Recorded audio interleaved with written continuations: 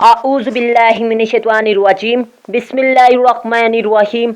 अस्सलामु अलैकुम dear students. मैं उम्मीद करता हूँ आप लोग हमेशा की तरह खैर व आफियत से होंगे। डियर स्टूडेंट्स, आज की इस इम्पोर्टेंट वीडियो में मैं आपको multi context for John Donne की तमाम पोइम्स का इस वीडियो में दिखाऊंगा। मैं आपको एक अहम बात बताता चलूँ कि जॉन डन की लव पोइट्री और डिवाइन पोइट्री पर कोई भी स्टैंजा आ जाए, आपने यही कंटेक्स्ट लिख देना है। तो काइंडली आपने इसको अच्छे तरीके से तैयार कर लेना है। सबसे अहम बात बताता चलूँ कि कंटेक्स्ट और एक्सप्लेनेशन की हेडिंग आप इकट्ठी लिख सकते हैं। मतलब ये रिफरेंस टू कंटेक्स्ट, आपने ये हेडिंग देखकर एक लाइन में this lines have been taken from the poem.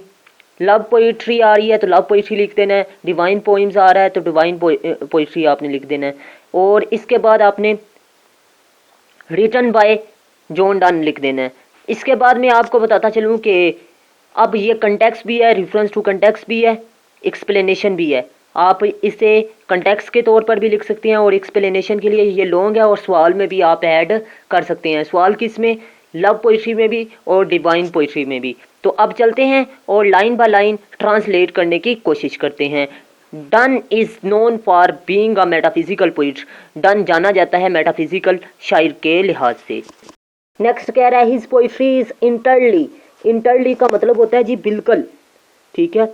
Different from set pattern rules and convention.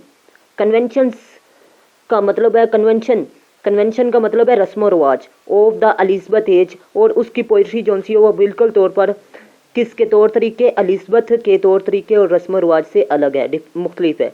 Next कह रहा है अर्थात अगरचा ही रेगुलेटेड, वो बगावत करता है against the set pattern rules of poetry of Elizabeth age, Elizabeth age की। Yet his poetry good great popularity, popularity यानी शोहरत, एंड फेम और मशहूर among the young generation of his own time, उसके दौर में, as well as in the coming generation. अगरचा उसकी पोइट्री जो सी है वो किसके खिलाफ थी? एलिजाबेथ दौर के खिलाफ थी, लेकिन फिर भी वो अपने दौर में मशहूर और शोहरत हासिल करता है। किन के दरमियान, किन लोगों के दरमियान? अपने दौर के यंग लोगों के दरमियान, और इसके अलावा आने वाली नस्ल के दरमियान, आने वाली नौजवान नस्ल में भी वो शोहरत हासिल करता है। कौन? John Donne. कि वो बगावत करता है अपनी पोइट्री में, लेकिन फिर भी लोग उसे पसंद करते हैं।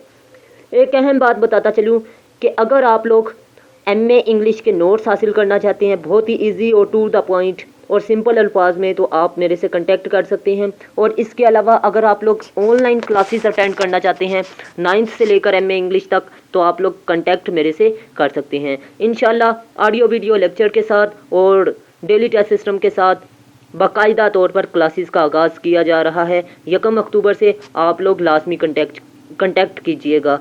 चलते हैं नेक्स्ट अपनी वीडियो की तरफ। There is no single term for his poetry, और इसकी पोइट्री में सिंगल टर्म इस्तेमाल नहीं की गई, which can cover all qualities of his outstanding sexual and fantastic poetry, because there is always surprising variety of mood and attitude of the emotions and feelings। और उसकी poetry में single term इस्तेमाल नहीं की गई, और इसके अलावा उसकी खूबियाँ जो सी हैं वो किसको कवर करती हैं जी? जिनसी और फंटेस्टिक पोइट्री को, जो कि बात जितने भी एटीट्यूड्स हैं, मूड्स हैं, अंदाजे हैं, जज्बात हैं, उनको जाहिर करती हैं। मतलब ये कि उसकी पोइट्री ये तमाम पहलुओं को कवर करती है। नेक्स्ट बात करते हैं ji. His poems are equally passionate and sexual unlike the other poets of Elizabeth age. अब उसकी जो सी पोइम्स हैं वो बराबर यानी इक्वली पैशनेट है, जज्बाती है और जिनसी है।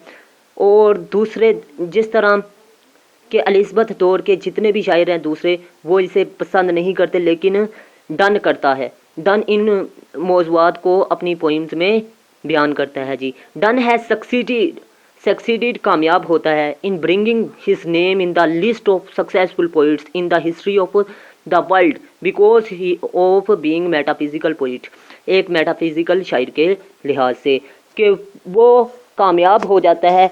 किस वजह से? किस में कामयाब होता है जी? वो एक नाम लाने में, किस में? लव पोइट्री में, ठीक है, और मेटाफिजिकल पोइट्री में। मिलते हैं इस तरह के नेक्स्ट इन्फॉर्मेटिव वीडियो में। अल्लाह हाफिज़। पाकिस्तान। जिंदाबाद पाकिस्तान, इंदाबाद